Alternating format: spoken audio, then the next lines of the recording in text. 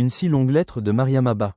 Aujourd'hui, nous allons découvrir l'un des romans les plus célèbres de la littérature africaine, Une si longue lettre, écrit par l'auteure sénégalaise Mariam Abba et publié en 1979. Ce livre raconte l'histoire d'une femme appelée Ramatoulaye, qui écrit une longue lettre à sa meilleure amie Aïssatou. À travers cette lettre, elle raconte sa vie, ses douleurs, ses espoirs et les difficultés que rencontrent les femmes dans la société. Le début de l'histoire. L'histoire commence après la mort de Modou Fall, le mari de Ramatoulaye. Selon la tradition musulmane, une veuve doit rester 40 jours en retraite, une période appelée miras.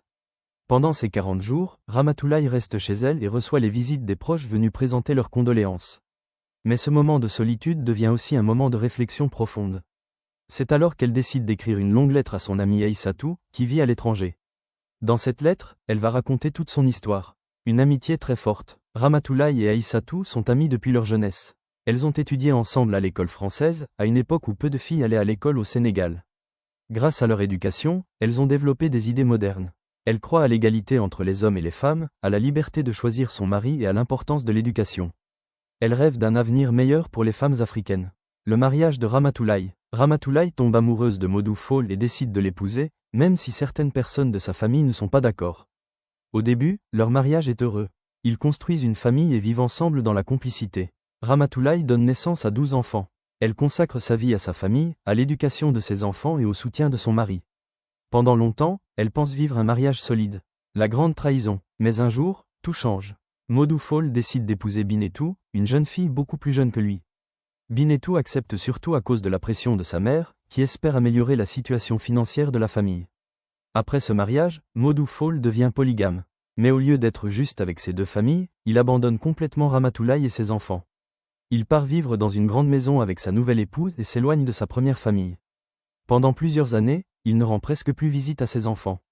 Il ne s'occupe plus de leurs besoins et Ramatoulaye doit affronter seule toutes les difficultés. Cette situation lui cause une grande souffrance morale. L'histoire d'Aïssatou. Dans sa lettre, Ramatoulaye raconte aussi l'histoire de son amie Aïssatou. Aïssatou était mariée à Maoudo Ba, un homme issu d'une famille noble. Mais la mère de Maoudo refuse ce mariage parce qu'Aïssatou est d'une famille de forgerons. Sous la pression de sa mère, Maoudo épouse une seconde femme, sa cousine Nabou. Mais contrairement à Ramatoulaye, Aïssatou refuse d'accepter cette situation. Elle prend une décision courageuse, elle quitte son mari et demande le divorce. Ensuite, elle part vivre à l'étranger et devient interprète dans une ambassade. Aïssatou devient ainsi le symbole de la femme indépendante et moderne. La force de Ramatoulaye. Ramatoulaye, elle, choisit une autre voie. Même si elle souffre beaucoup, elle décide de rester dans son mariage pour préserver sa famille. Elle continue à travailler, à éduquer ses enfants et à garder sa dignité.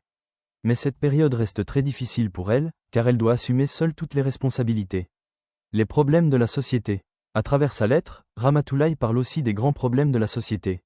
Elle critique certaines pratiques de la polygamie, surtout lorsqu'elle est injuste pour les femmes. Elle insiste aussi sur l'importance de l'éducation des filles, qui permet aux femmes d'être indépendantes. Elle parle également du conflit entre la tradition et la modernité, car la société africaine est en pleine transformation. La mort de Modou Fall. Après plusieurs années d'abandon, Modou Fall meurt soudainement. Mais après sa mort, de nouveaux problèmes apparaissent. Sa deuxième épouse et sa belle famille commencent à réclamer l'héritage et les biens. Ramatoulaye doit alors faire face aux traditions, aux tensions familiales et aux difficultés financières. Les nouvelles propositions de mariage. Après la mort de son mari, deux hommes demandent Ramatoulaye en mariage. Le premier est Tamsir, le frère de Modou Fall. Selon certaines traditions, il souhaite épouser la veuve de son frère. Mais Ramatoulaye refuse, car elle ne veut pas être considérée comme un objet transmis dans la famille.